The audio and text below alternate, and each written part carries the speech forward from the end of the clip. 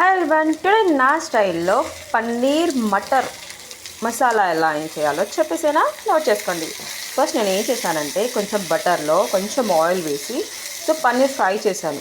So దాంతోపాటు ఇందులోనే బఠానీ కూడా వేసేసాను. సో అండ్ కొంచెం లైట్గా కాజు కూడా, అక్కడక్కడ కాజు తగిలితే టేస్టే డిఫరెంట్గా ఉంటుంది కదా, సో అందుకోసమని. సో అవి మంచిగా ఫ్రై అయిపోయాక కొంచెము పసుపు, కొంచెం అల్లం వెల్లుల్లి పేస్ట్ వేశాను.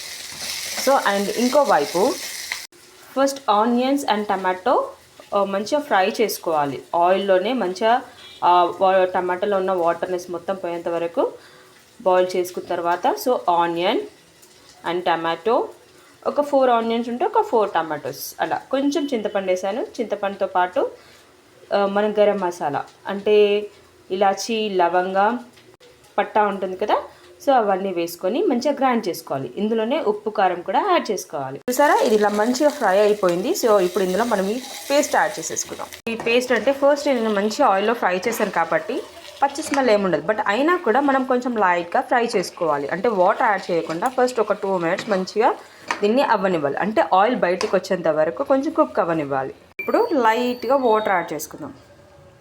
చూసారా, ఇలా ఆయిల్ మొత్తం పైకి వచ్చిన తర్వాత ఇంకొంచెం బటర్ యాడ్ చేసుకోవాలి అండ్ ఫ్రెష్ క్రీమ్ కూడా.